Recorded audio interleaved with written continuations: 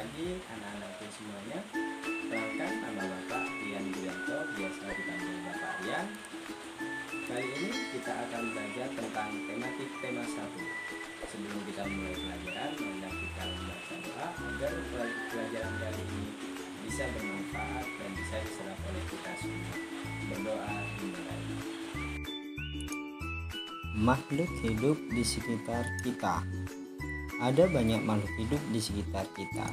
Makhluk hidup adalah manusia, hewan, dan tumbuhan. Makhluk hidup merupakan ciptaan Tuhan yang Maha Esa.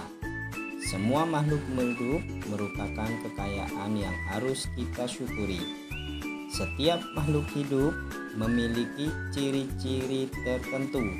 Sebagian besar makhluk hidup memiliki ciri-ciri yang sama, yaitu bergerak, bernapas, berkembang biak, tumbuh, makan, dan peka terhadap perangsang. Mari kita pelajari lebih lanjut makhluk hidup di sekitar kita. Ciri makhluk hidup yang kita ketahui anak-anak. Makhluk hidup merupakan tumbuhan, hewan, dan manusia. Dan yang pertama, makhluk hidup itu pasti bernafas. Jadi, kalau misalkan tidak bernafas, disebut makhluk mati. Makhluk hidup itu bergerak.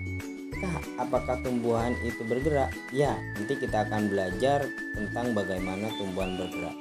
Lalu yang ketiga, makhluk hidup itu bertumbuh dan berkembang. Anak-anak di sini juga termasuk makhluk hidup karena anak-anak Bapak di sini adalah manusia, bisa bertumbuh dan berkembang. Makhluk hidup itu membutuhkan makan dan minum. Hewan, tumbuhan, dan manusia itu butuh minum. Makhluk hidup itu bisa berkembang biak atau mempunyai anak. Ya, itu merupakan berkembang biak.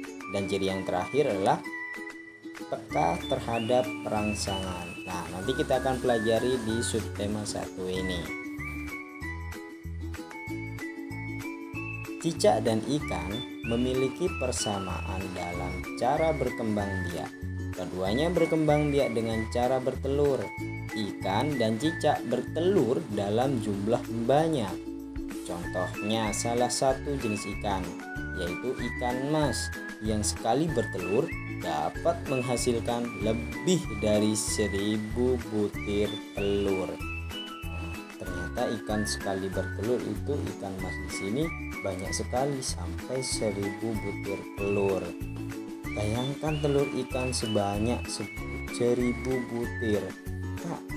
Pak, apakah telur ikan seperti ayam? Tidak anak-anak. Telur ikan ini merupakan kecil-kecil. Nah, banyak bukan? Tahukah kamu bagaimana cara menulis bilangan 1000? Nah, di sini kita akan belajar menulis bilangan. Pertama yang kita akan pelajari adalah membaca suatu bilangan terlebih dahulu. Bapak punya bilangan ini. Jika ada bilangan ini, maka bilangan ini dibaca 1000. Ya, ingat ada 4 angka. Nah, kalau 4 angka sudah masuk dalam ribuan. Nah, dulu kalian sudah belajar tentang ratusan. Nah, kalau kita diurutkan dari belakang, itu ada satuan, puluhan, ratusan, dan ribuan. Maka dibaca 1000. Bilangan berikutnya ini dibaca 2000. Bilangan ini dibaca 3000.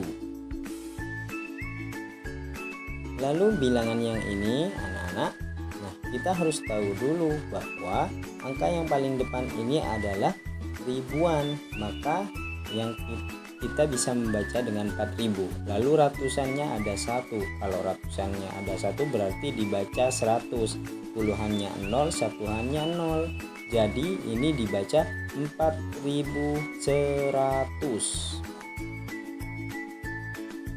Sekarang ini, jika dibaca bilangan ini adalah kalimat. angka ribuan berarti 5.000. 2 menempati tempat ratusan berarti 200. 5 menempati angka puluhan berarti 50. Nah, di sini satuannya adalah 0. Nah, maka kita baca 5.250. Bilangan berikutnya dibaca, kita lihat dari depan, ini dibaca 6.000. Ratusannya tidak ada, berarti kita tidak usah disebutkan ratusannya.